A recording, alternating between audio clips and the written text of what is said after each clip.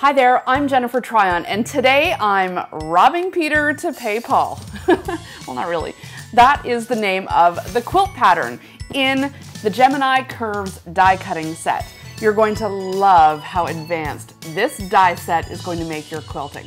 All right, let's dive in. So this is Rob Peter to Pay Paul. It's going to allow you to do all kinds of different designs. This is a set, you're getting 3 sizes, and each set comes with 2 pieces.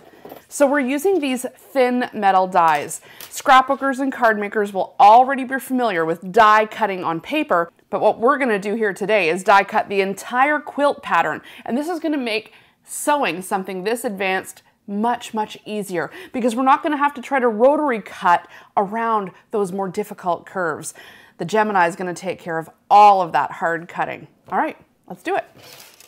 So in the instruction book, it's going to give you lots of different patterns and ideas for how you can use these shapes in different ways. I'm going to do the traditional Rob Peter to Pay Paul, but I'm going to do it on an angle. That way my pieces sort of look a little like twinkling stars, in my mind anyway. But you can really push your creativity with matching up different color patterns of fabric with different shape pieces. This set is so versatile. The same 2 shapes can make 100 different styles of quilts. It's really a great one to have in your arsenal.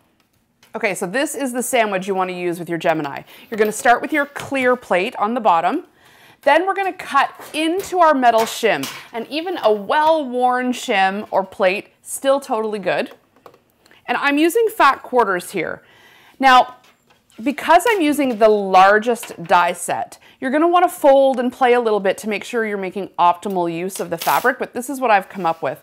So I've got my fat quarter, I've folded it in half, and I'm going to fold it in half again, and I'm just going to trim this edge because we don't need this last little bit, but that's going to help it fit into the Gemini perfectly. I don't want any little loose bits coming out the side. We don't want anything caught in the rollers. So that's a perfect fit. Now I want you to pay attention to where the grain is, and that's often confusing, but you can tell by the selvage. So the selvage is the place on the fabric that's got either the fabric designer's name or sometimes it has some little holes. You want the straight edge of your die to line up with the selvage. So that would be going this way. And then put on your big piece. Now, I'm going to try to make the most use of the fabric here I can. So that means I'm going to stay away from the fold, which means when I open this back up, I'll still have a lot of usable fabric left here. So this is going to have me going through 4 layers. And then when I open this part up again, I'm also going to be able to get another full piece out of that fold. So you play around with your yardage or your fat quarter and find out how to make the best use of your fabric. So then it's the plastic shim and the clear top plastic plate. And then I just run it through the Gemini. No cranking, no difficult trying to get around that curve, and it's going to be the perfect shape every single time. And because we're going to need many dozens of these pieces to put together a full quilt, having the pieces uniform every single time, ooh, take a look at that, that's great. That really makes a difference. So I've still got lots of fabric in here that I can use another day. So now I'm going to also cut the same shape in a corresponding color.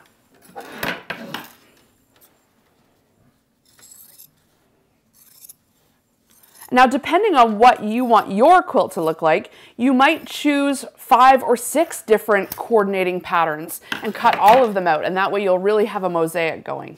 So again, I'm watching for the selvage, making sure to line up my straight edge with the selvage, and then just make the best use of fabric. And don't forget, as a good practice, to turn and flip your plates. They'll just wear a little more evenly that way. Okay, plastic shim, top plastic plate, and into the Gemini.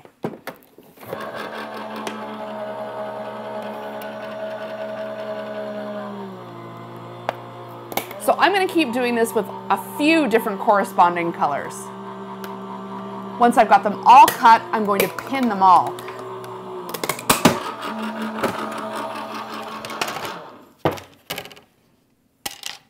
And there's another 4, and another 4. Fast and accurate. That's the benefit of using the Build-A-Block with the Gemini. So I'm just going to go ahead and cut a bunch more coordinating colors, then I'm going to show you how to pin them.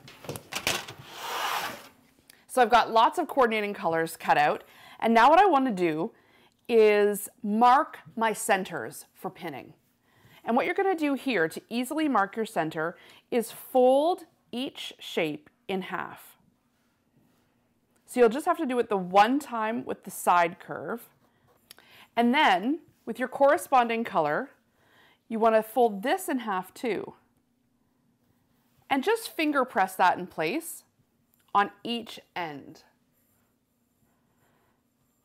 That way when you open it up, you can see exactly where the center mark is, and that's where you're going to line up your side piece and put a pin. Now, to be super accurate, you can also line up where your additional pins are going to go. You're going to need lots of pins for this. So if I fold the half, so if I fold the right side towards the center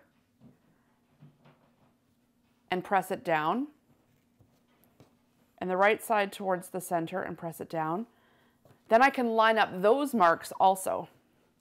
That way everything stays nice and even. If you take the time to do this step at the beginning, it's going to make sewing the curve, which is the most difficult part, a lot easier. Okay, now that you can see your little finger pressed lines everywhere, now it's time to match it up. So with right sides together, start with the first one and pin. And then go all the way to the end and line up your ends. You're going to want your bottom ends to be square, and there's going to be one little ear that sticks off the top. That's okay. That's for your seam allowance. And pin. Again with the other side, square off the bottom edges, leaving that little top ear exposed, and pin.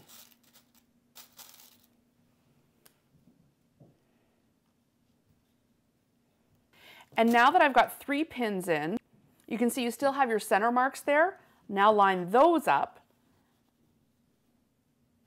and pin. Everything's going to lay nice and accurate. And now you may not be accustomed to pinning, especially if you're a more experienced quilter and you're doing patchwork, half square triangles, or just squares. You might just run those through the machine. That's not what you want to do here. In fact, we're not going to be going very fast at all. We're going to take the time to pin, and when you're sewing, you're going to go nice and slow. So each of these shapes actually has 4 curves involved. So I'm going to do the right side and the left side, and then once I've got that sewn, then I'm going to come back and pin the top and the bottom. So same thing, center line, and then meet, then bring the right to the center, finger press, the left to the center, finger press, and same on the side curve.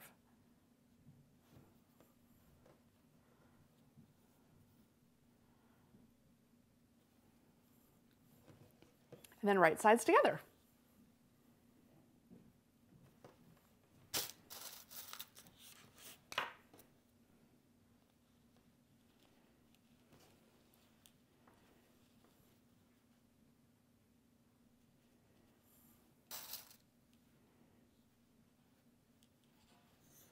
So remember, we're just going to square up the bottom part, and then you've got this little ear right here that's going to sort of stick up. That's all going to go in the seam allowance.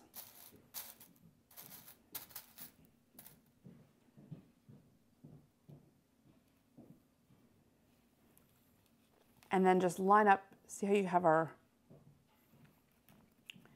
ironed mark and our ironed mark, or our folded line and our folded line are going to go together.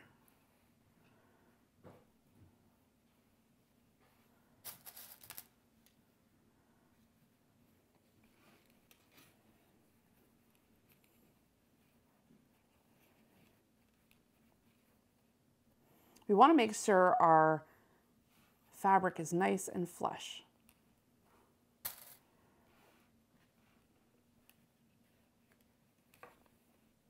So I would suggest pinning these all at once.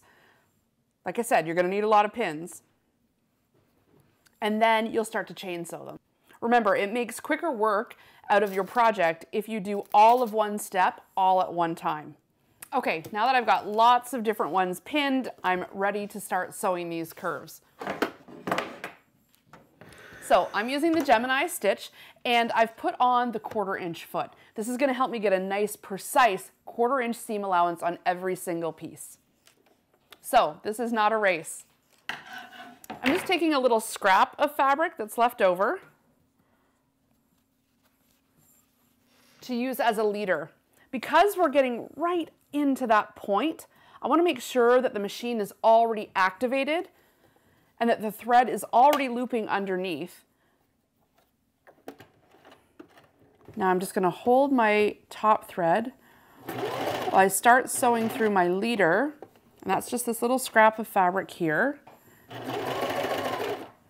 Now everything is nice and engaged. That way when I put my little pointed piece in, which is where I'm going to start,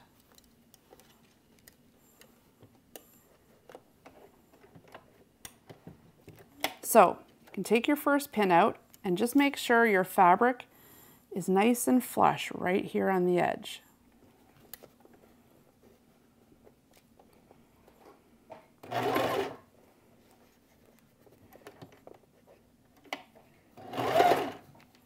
And just start slightly curving it in.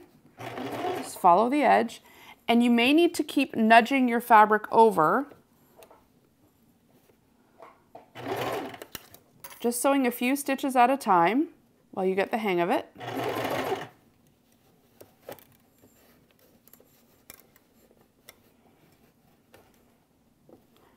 Want to make sure it's always in line.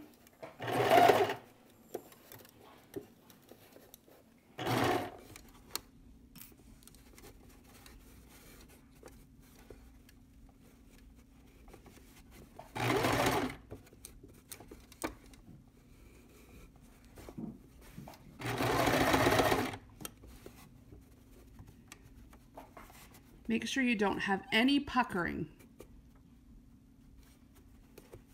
And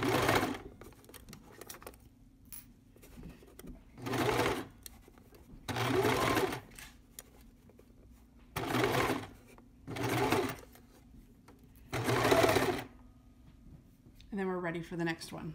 So I'll bring in the next one without cutting that thread. Chain piecing just allows you to do one after the next.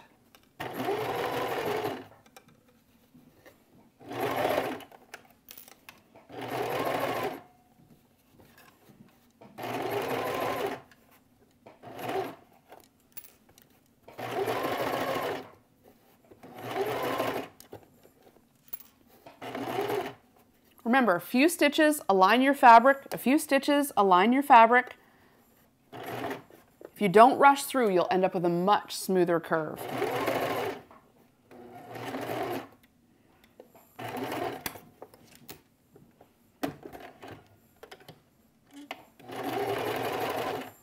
Just keep on going. Okay, and once you've got a chain, break them apart, snip them apart, and sew the other side that you already have pinned in exactly the same way. Don't forget to pull up that bottom thread up through that leader fabric. Hold on to the side.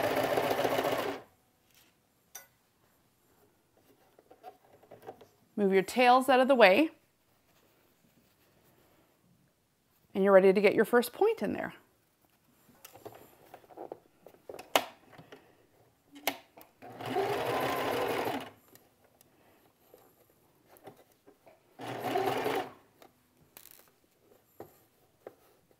And as you continue sewing the curves, they're going to get easier and easier and faster. So once you've got them all sewn with 2 sides, but first we're going to press these sides flat and then we'll pin our next pieces.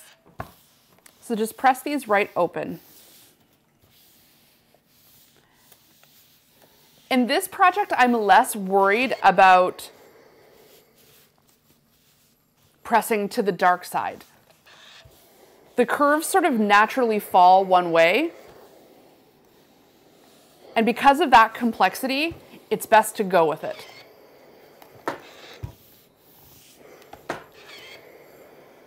So once you have both sides pressed, you're going to add the top and the bottom in the exact same way that you did in the beginning, folding with your press line and adding the pins. And again, do both the top and the bottom. So once you've got them all pinned, start chain sewing again.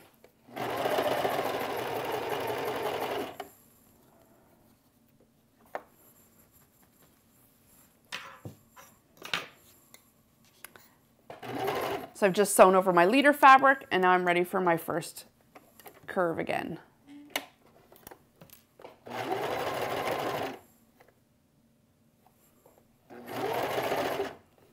If you can try to keep your pins to the left towards the middle of your block, it will allow you to keep them in a little bit longer while you're sewing. So keeping the accuracy there longer.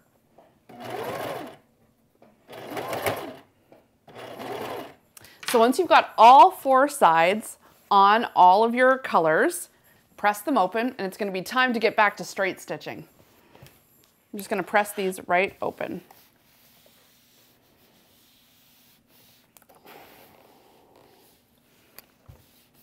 If it helps, give them a little spray of water or some spray starch, just so long as they're nice and crisp. So now I've got all my curves in patches, square patches, and I can start laying them out and assembling this quilt.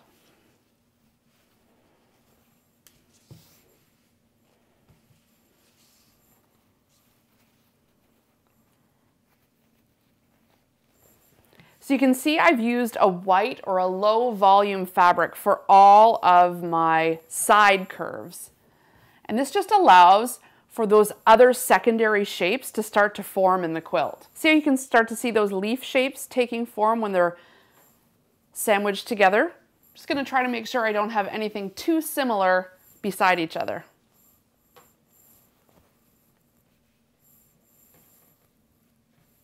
Looks good. So now the basic principles of quilting apply. Start sewing your rows together. Start one patch at a time. So I'm going to fold these over right sides together, 2 by 2.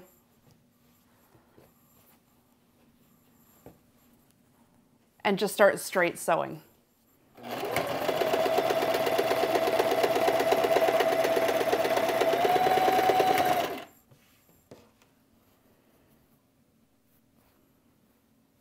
This will feel so fast compared to all that pinning.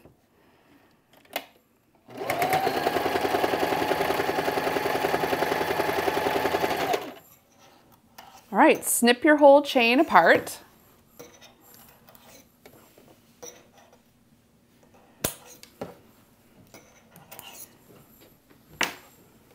And now flip these ones over. Right sides together. You don't need to press these yet. We can press them at the end.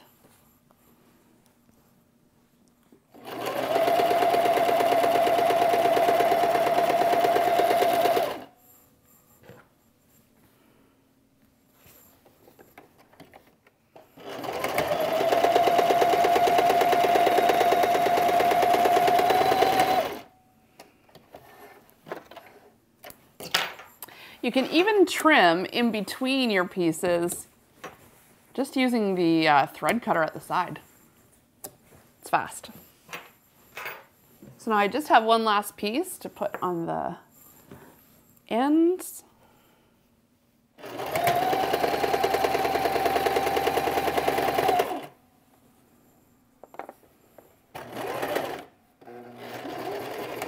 So with all your curved patches sewn together in strips, Now it's time to press. And we're going to want to nest these seams as best we can, even though they're coming together at points from behind. It's going to help it come together a little bit nicer. So with our ironing pad, we're going to press one way, then the next way, then the one way, then the next way, and line them all up and sew these strips together. So now I want to nest the seams. And this is really important for getting a nice flat quilt top. So because we've alternated, one seam going one way, one seam going the other way, we'll be able to nest those seams together, and that's where I want to pin. Nesting the seams on a quilt like this is important because the points are already fairly thick because of how the curves come together. Now I'm just going to sew these rows together. Look at how nice it's come together. Now I just need to press it, but you can already see the circles taking shape in my low volume fabrics here. And then these pops of colors that twinkle in the square. These look like little stars to me. I'm loving how this looks. And then next I would probably take my fabric strip dies and flank it with white. That would really let this pop out. And I'd use my Gemini quilting rulers to really accent that star or square shape in the center. This is really going to come together nicely. But my favorite is seeing those circles come to life once you've put all these shapes together. That's what really makes this Rob Peter to Pay Paul quilt totally stand out.